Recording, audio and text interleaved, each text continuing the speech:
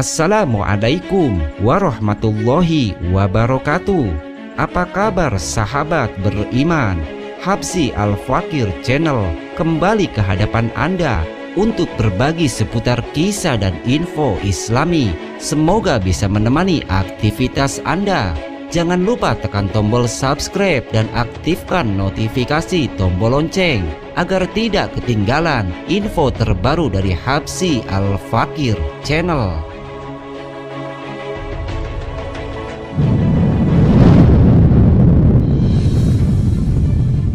Saat melaksanakan sholat, umat Islam dari segala penjuru menghadap ke Ka'bah sebagai arah kiblat.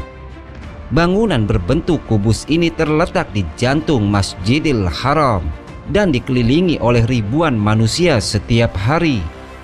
Sedikit orang yang tahu bahwa ternyata tidak hanya satu Ka'bah yang ada di alam semesta ini. Berdasarkan Al-Quran dan hadis, ada dua Ka'bah yang dipercaya menjadi rumah Allah Subhanahu wa Ta'ala. Selain Ka'bah yang dibangun di Mekah, ternyata ada satu lagi Ka'bah yang menjadi arah kiblat penduduk langit. Ka'bah tersebut bernama Baitul Ma'mur dan terletak di langit ketujuh.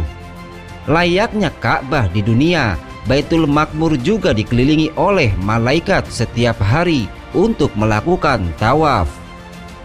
Berdasarkan hadis Nabi, letak Ka'bah di langit ini sejajar dengan Ka'bah yang berada di bumi.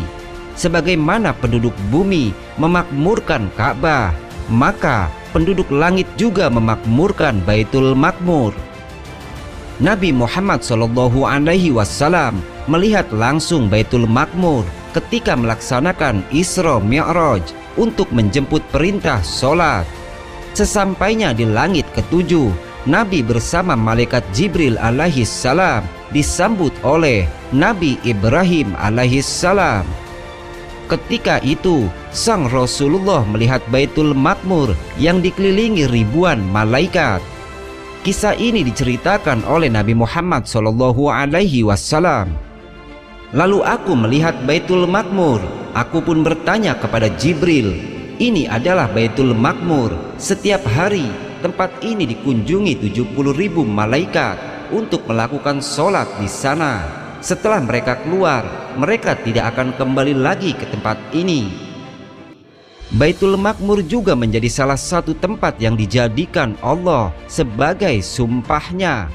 Seperti diketahui bahwa makhluk Allah yang menjadi sumpah berarti termasuk makhluk yang mulia. Allah Subhanahu wa Ta'ala berfirman di dalam Al-Quran, dan demi Baitul Ma'mur dan atap yang ditinggikan dan laut yang di dalam tanahnya ada api. Quran Surat At-Tur ayat 4-6. Baitul Ma'mur bermula saat Allah Subhanahu wa Ta'ala hendak menciptakan khalifah di bumi. Saat itu keputusan Allah Subhanahu wa Ta'ala ini dipertanyakan oleh para malaikat sesuai dengan firman Allah Subhanahu wa Ta'ala di dalam Al-Quran. Kenapa engkau hendak menciptakan khalifah di bumi, yaitu orang-orang yang akan berbuat kerusakan dan saling menumpahkan darah, sedangkan kami ini, para malaikat, masih selalu bertasbih, bertauhid, dan mensucikan engkau. Allah berfirman, sesungguhnya aku lebih mengetahui terhadap apa yang kalian tidak ketahui. Quran Surat Al-Baqarah ayat 30. Ternyata jawaban Allah membuat malaikat merasa berdosa.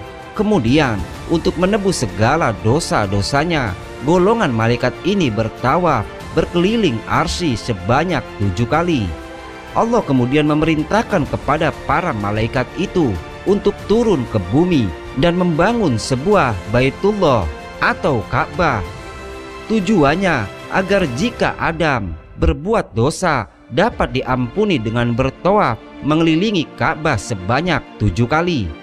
Namun ketika banjir pada zaman Nabi Nuh alaihissalam, Allah mengangkat Baitullah ini ke atas langit. Di sisi Ka'bah tersebut dibangun sebuah menara yang kira-kira tingginya adalah sepanjang 500 tahun perjalanan. Apabila telah datang hari Jumat, malaikat Jibril naik ke atas menara dan mengumandangkan azan. Malaikat Israfil yang membacakan khutbah Jumatnya, dan sholat Jumat diimami oleh malaikat Mikail, diikuti oleh seluruh malaikat yang berada di Baitul Makmur tersebut. Bangunan ini memiliki kedudukan yang sangat mulia, maka nama ini tidak boleh digunakan untuk menamakan satu rumah atau tempat atau bangunan apapun. Sebagaimana kita tidak boleh memberi nama tempat di sekitar kita dengan nama Ka'bah atau Baitul Haram atau nama-nama lainnya yang diagungkan, karena termasuk bentuk penghinaan dan agar tidak dianggap menyerupakan. Wallahu a'lam. Mungkin ini yang dapat kami sajikan dalam kesempatan kali ini. Semoga bermanfaat dan bisa diambil hikmahnya. Wassalamualaikum warahmatullahi wabarakatuh.